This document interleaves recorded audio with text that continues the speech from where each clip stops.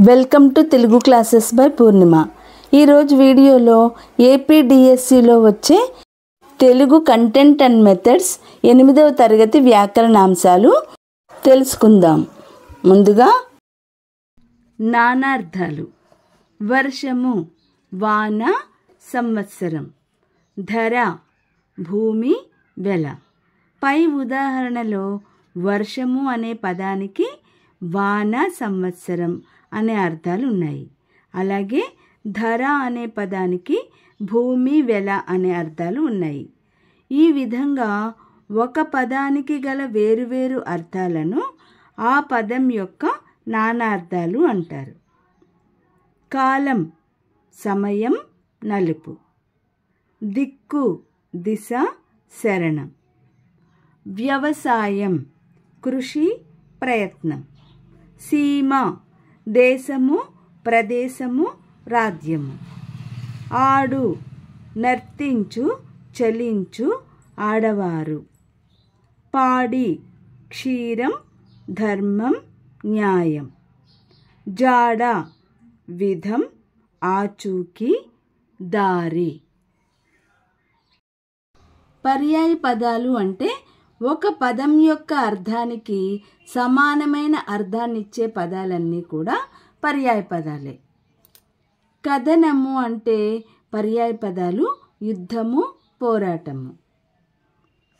రైతు, హాలికుడు, కృషివలుడు. భూమి, ధరణి, అవని. మోదం, సంతోషం, ముదము. ఇల్లు, గృహము, నిలయము. కరువు, క్షామము, ఆహార కొరత.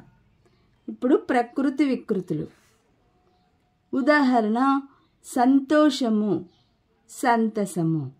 పై ఉదాహరణలో సంతోషము అన్న పదం తెలుగు ప్రత్యయం చేరి తెలుగులోకి వచ్చిన సంస్కృత పదం తెలుగు ప్రథమా విభక్తి ప్రత్యయమైన ము చేరి ఉంది. ఇలా సంస్కృత ప్రాకృత భాషల నుండి తెలుగులోనికి వచ్చిన సంస్కృత ప్రాకృత భాషా పదాలను ప్రకృతులు అంటారు. ప్రకృతి పదాలు అంటే సంస్కృత పదాలు, వికృతి పదాలు అంటే తెలుగు పదాలు. వీటిని తత్సమాలు అని కూడా అంటారు. సంతోషము అనే మాట తెలుగులో సంతసముగా మారింది. మూల పదంలోని అక్షరాలు తెలుగు భాషా స్వభావానికి అనుగుణంగా మారాయి. ఇటువంటి మార్పు చెందిన పదాలను వికృతి పదాలు అంటారు. వీటిని తద్భవాలు అని కూడా అంటారు. ప్రకృతి వికృతి పదాలు తెలుసుకుందాం. ఆశ్చర్యము, అచ్చరువు. ప్రాంతము, పొంత. ఆహారము, ఓగిరము. బృంగారం, బంగారము. సింహం, సింగం. భాష, బాస.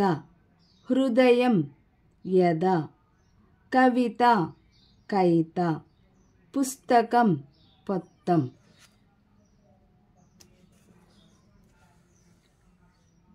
పుస్తకం, పొత్తం.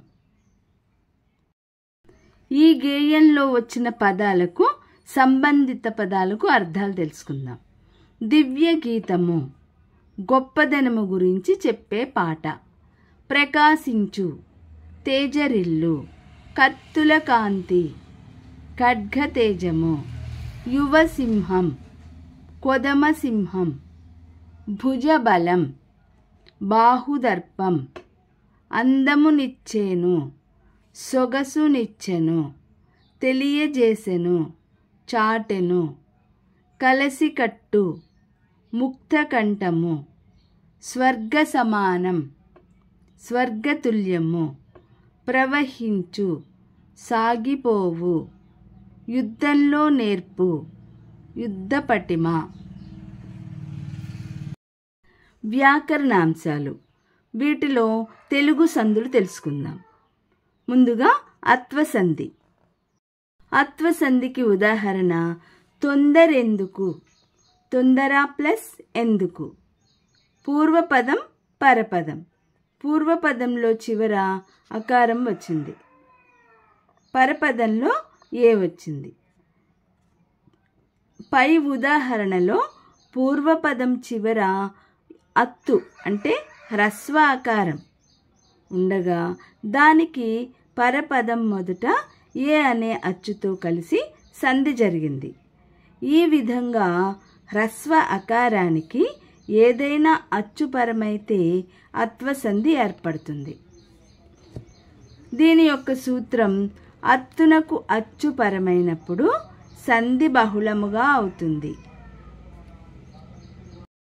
ఇప్పుడు ఇత్వసంధి. ఇత్వసంధికి ఉదాహరణ ఏమంటివి, ఏమి ప్లస్ అంటివి. ఈ పై ఉదాహరణలో పూర్వపదం చివర అంటే ఏమీలో చివర, పై ఉదాహరణలో పూర్వపదం చివర ఇత్తు హ్రస్వ ఇకారం ఉండగా దానికి పరపదం మొదట ఆ అనే అచ్చుతో కలిసి సంధి జరిగింది. ఈ విధంగా ఏమి మొదలైన పదాల చివర హ్రస్వ ఇకారానికి ఏదైనా అచ్చుపరమైతే ఇత్వసంధి ఏర్పడుతుంది. సూత్రం ఏమ్యాదుల ఇత్తునకు సంధి వైకల్పికముగా నవుతుంది. ఉత్వసంధి. ఓలలాడిన, ఓలలు ప్లస్ ఆడిన, ఓలలాడిన. ఇక్కడ ఇది పూర్వపదం, పరపదం. పూర్వపదంలో చివర ఉకారం వచ్చింది, పరపదంలో ఆ అనే దీర్ఘాచ్చు వచ్చింది. ఉత్వసంధికి సూత్రం ఉత్తునకు అచ్చు పరమగునప్పుడు సంధియగు. హ్రస్వాకారం ఆ, ఏదైనా అచ్చుపరమైతే అత్వసంధి. హ్రస్వ ఇకారం ఈ, ఏదైనా అచ్చుపరమైతే ఇత్వసంధి. హ్రస్వ ఉకారం ఏదైనా అచ్చుపరమైతే ఉత్వసంధి. సంధులు ఉత్వసంధు పదాలు. సంధులు ఉత్వసంధి పదాలు. గంగనిచ్చడు, గంగను ప్లస్ ఇచ్చడు, ఉత్వసంధి. ఇక్కడ పూర్వపదం చివర ఊ వచ్చింది, ఉకారం అచ్చు. మనమిక్కడ, మనము ప్లస్ ఇక్కడ. కాదన్నది, కాదు ప్లస్ అన్నది. దేశమంటే, దేశము ప్లస్ అంటే. ఇవన్నీ కూడా ఉత్వసంధి. మనుషులని, మనుషులు ప్లస్ అని, మనుషులని, ఉత్వసంధి. పదాలను కలిపి రాసి సందుల పేర్లు గుర్తించండి. పుట్టిన ప్లస్ ఇల్లు, పుట్టినిల్లు, అత్వసంధి. ఎందుకంటే పూర్వపదంలో చివర అకారం వస్తే అత్వసంధి అవుతుంది. అకారం కాకుండా రెండు పదాలు కలిపినప్పుడు దీర్ఘం వచ్చిందనుకోండి, అప్పుడు సవర్ణ దీర్ఘ సంధి అవుతుంది. అది ఇవి తెలుగు సంధులు కాబట్టి అత్వసంధి అట్లా వచ్చాయి. ఏమి ప్లస్ అయ్యే, ఏమయ్యే. ఏమి పూర్వపదంలో చివర ఈ ఉంది కాబట్టి ఇత్వసంధి. మేము ప్లస్ అందరం, మేమందరం, ఉత్వసంధి. మేము అనేది పూర్వపదంలో ఉకారం వచ్చింది కాబట్టి ఉత్వసంధి. దేశము ప్లస్ అంటే, దేశం అంటే, ఉత్వసంధి. దేశము అన్నప్పుడు పూర్వపదంలో ఊ అనే అచ్చు వచ్చింది కాబట్టి ఉత్వసంధి. ద్వంద్వ సమాసం. ఇప్పుడు సమాసాలు తెలుసుకుందాం. ద్వంద్వ సమాసము, ద్విగు సమాసము. ద్వంద్వ సమాసము అంటే సమాసంలో అన్ని పదాలకు సమాన ప్రాధాన్యం కలిగినది ద్వంద్వ సమాసము. రెండు పదాలు కూడా సమానమైన అర్థాన్ని కలిగి ఉండేది ద్వంద్వ సమాసం. ద్విగు సమాసం అంటే పూర్వపదం సంఖ్యావాచకం. పూర్వపదం అంటే ముందు వచ్చే పదం సంఖ్యావాచకం. సంఖ్య అంటే నెంబరు. ఉత్తర పదం నామవాచకం అయితే ద్విగు సమాసం. క్రింది పదాలకు విగ్రహ వాక్యాలు రాసి సమాసం పేరు రాయండి. తల్లిదండ్రులు, తల్లియును తండ్రియును రెండు సమాన ప్రాధాన్యం కలిగి ఉన్నాయి కాబట్టి ద్వంద్వ సమాసం.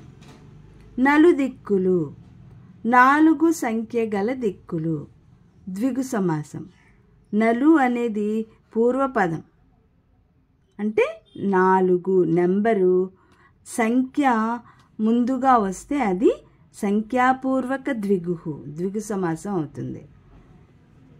దిక్కులు అనేది నామవాచకం. నలుదిక్కులు, 4 సంఖ్య గల దిక్కులు, ద్విగు సమాసము. అన్నదమ్ములు, అన్నయ్యను తమ్ముడును, ద్వంద్వ సమాసం. రెండిటికి సమాన ప్రాధాన్యం ఉంది కాబట్టి ద్వంద్వ సమాసం. అష్టదిక్పాలకులు, 8 సంఖ్య గల దిక్పాలకులు, ద్విగు సమాసము. పాడి పంటలు, పాడియును పంటయును, ద్వంద్వ సమాసము. అష్టదిక్పాలకులు అంటే అష్ట అంటే 8 కదా, దిక్పాలకులు అనేది నామవాచకం. 8 సంఖ్య గల దిక్పాలకులు, ద్విగు సమాసం అయింది. ఈ వీడియో లైక్ చేయండి, షేర్ చేయండి. మరిన్ని ముఖ్యమైన వీడియోల కోసం సబ్స్క్రైబ్ చేసుకోండి. అలాగే మొదటిసారిగా చూసిన వాళ్ళు కూడా సబ్స్క్రైబ్ చేసుకోండి.